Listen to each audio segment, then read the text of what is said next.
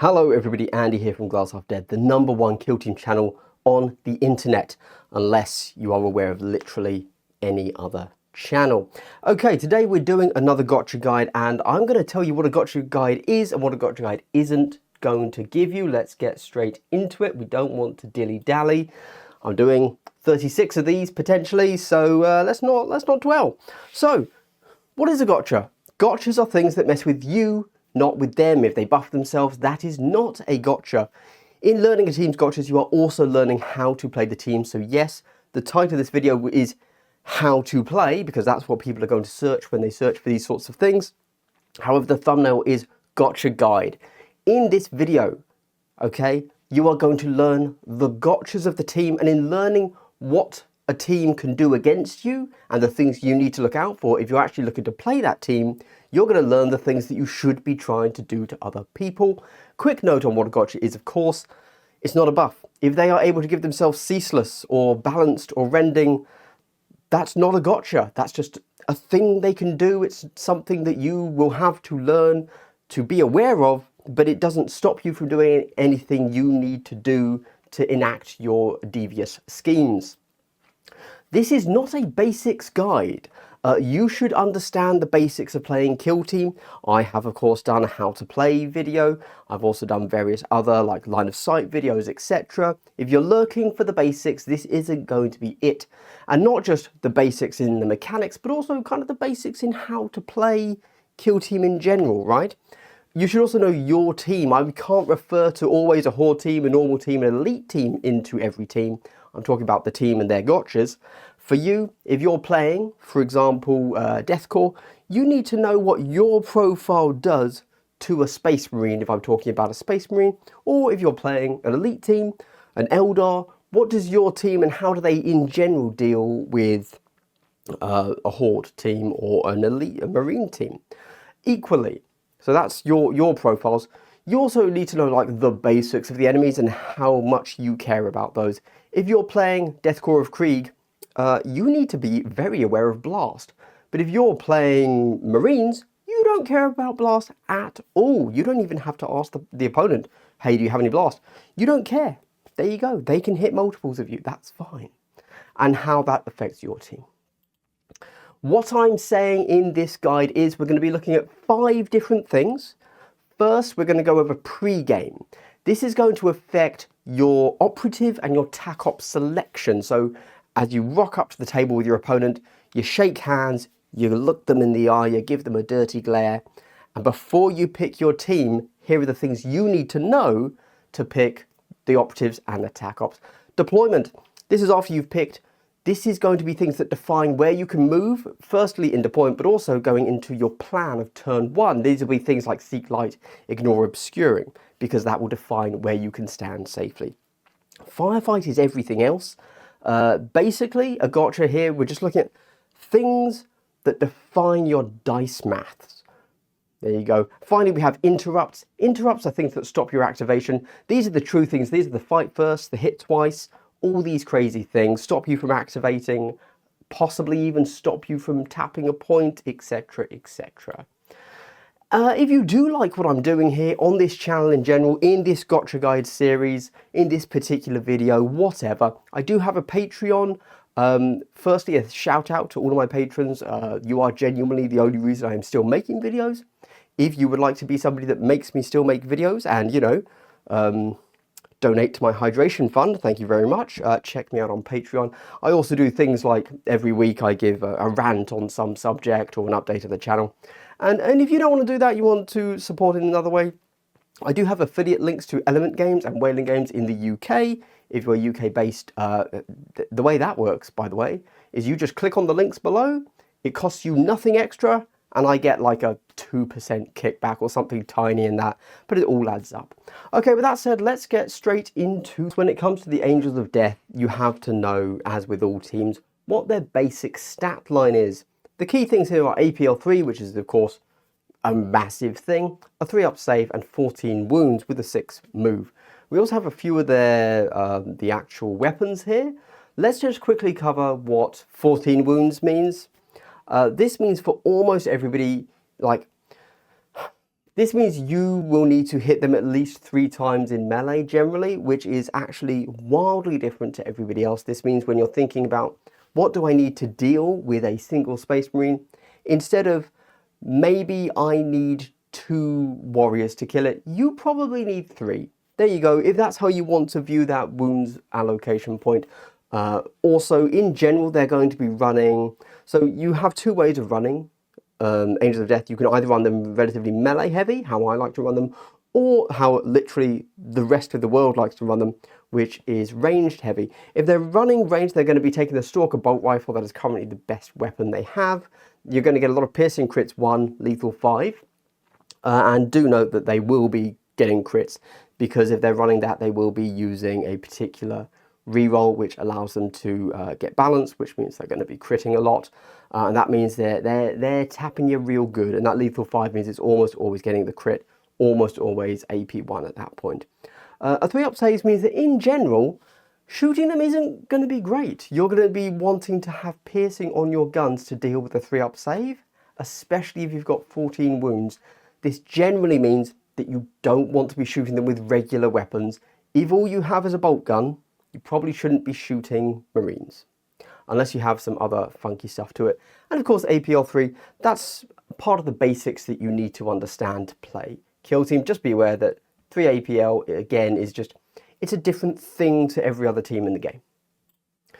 All right, let's get to the pre-game, and let's hide me, because there's so much on this one page that we have to go through it all. So, there's a bunch of stuff here that I wouldn't normally talk about, but because it's kind of the Angels of Death only thing, they are able to start their game with 2 chapter tactics. I've picked out a few here, 3 of them, that are the ones that are going to really define whether or not you want to take a certain thing into the game. So first we're looking at Dueler. This allows them to block 2 with a single dice, or block a crit with a norm. If they take Dueler, they will probably also be taking the thing that allows them to get rending, which means if they roll 1 crit, they will get 2 crits. This is just incredibly good. It makes them really, really difficult to deal with if they melee you. If you are also a melee team, you have to really watch out for this. This makes them very difficult to deal with. They then can also take Stealthy. If we remember that 3-up armor save, well, now they get to retain 2 if they've got the cover save. This just makes them so difficult to shift, and if that doesn't make them difficult to shift, they could also, or they can as well as, or instead of, but they can do both if they want, take Hardy, which is they get 5-up crit saves. If they know that you are very, very good at shooting, they can take additional cover save and 5-up crit saves. Those don't stack, of course, they'd have to go one or the other. But with the 3-up save, it's just outrageously hard to shift them in shooting. So you then have to consider, well, maybe if they're going to take that, I would actually rather melee them. But of course, they get to pick their chapter tactics at the same time as you pick your operatives. So you don't actually get to know if they are going to run heavy melee or heavy ranged into you. You just have to hope. Now, I will not be going over the Astartes rule on every elite team, but because this is the first video in the series, I figure it makes sense so you are aware. Astartes, it allows you to counteract on conceal, and you can attack and shoot twice. Well, melee and fight and shoot twice, so you can attack twice. These are kind of the big things about Astartes, that if you aren't aware that this is a thing, if it's your first time playing the game and you have never played as Marines before or against Marines, this is a big thing. There you go. You are, of course, thinking that if you're on conceal, or if your opponent is on conceal, they can't counteract. Guess what? All Astartes can, and they can attack twice, which allows them to get full value out of the APL3. They then have Atskunf, as I've put it there, which of course means, you know it, and they shall know no fear. This allows them to ignore injured. I will often say when I'm helping new people play that half damage is as good as full damage, because it takes the enemy to -1 on their hit roll and -2 to their movement. This is very good. It allows them to become such less of a threat. However, and they should know no fear means that they just, for a CP, will ignore being injured. So you have to kill them to really take them off the board. As soon as you've got 1 injured Marine, they will probably be playing this every time. You then get Indomitus. Again, this is a strat ploy. This allows them to discard 2 dice to then save one of them. If you stack this with Stealthy and Hardy, they are guaranteed just amazing save rolls. So hard to shift in shooting. They then can take as a piece of equipment tilting shields. This turns off alt crits. What are alt crits? These are things like rending, lethal 5, other things too probably. Severe, that's the word. So you have to roll a natural 6. Nothing else can get a crit if they play tilting shields in melee with you. We then also have just an absolute crazy skew profile to be aware of. They can take the Heavy Intercessor Gunner, which has 18 wounds and is a heavy bolter. This currently isn't in vogue. People are preferring to take the Sniper, but this is a crazy profile. Having to deal with 18 wounds is just mad. He also has a huge heavy bolter that if he stays stationary, he can fire twice. So this guy's crazy. He's not being used much, but yeah, he's mad. Be aware that that exists and it's something that they can pick. They can pick an 18 wound model and just sit it on a point and dare you to deal with it. We then go to the things that you need to be aware of in deployment. So Seek Light and Ignore Obscuring. So if they take the Sniper, keep in mind that they can only take the Sniper if they don't take the previously mentioned Heavy Assault Intercessor. Heavy Intercessor, not Heavy Assault Intercessor. So the Sniper just will get Seek Light. He gives himself a thing that allows that. Sorry, he has an ammunition type that allows him to shoot with Seek Light. He then has an ability which can give him Ignore Obscuring. Additionally, there is a piece of equipment called Allspecs that allows anybody on the team to ignore obscuring. We then go to the firefight phase. Now, keeping in mind, of course, that the Angels of Death are a very... the pre-game was where Angels of Death really do all of their things and things you need to be aware of. Everything else is very much just their stat line, their basic stat line. But they do have Wrath of Vengeance. This is a double counteract. I'll explain that in a moment. We're going to go to the table and you're going to see exactly what they do. But basically, it allows them to perform 2 actions when they counteract instead of 1, which just can be anything. There you go. There's also a piece of equipment that allows that to be for free if they are engaged. Or if they're concealed, it costs them a CP. And now I would not normally put this as a gotcha.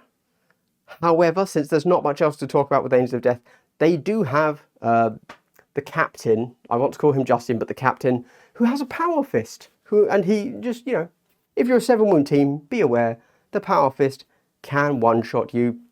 And because he's a Space Marine, he can fight twice. So you could just lose 2 models, just like that, you're done.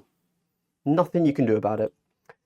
And then we have Interrupt, Iron Halo. This is a once per game JAS, J-A-S, of course stands for Just a Scratch, which is the name where it first popped up in Kill Team from the Kill Team Commandos, where the Orcs, of course.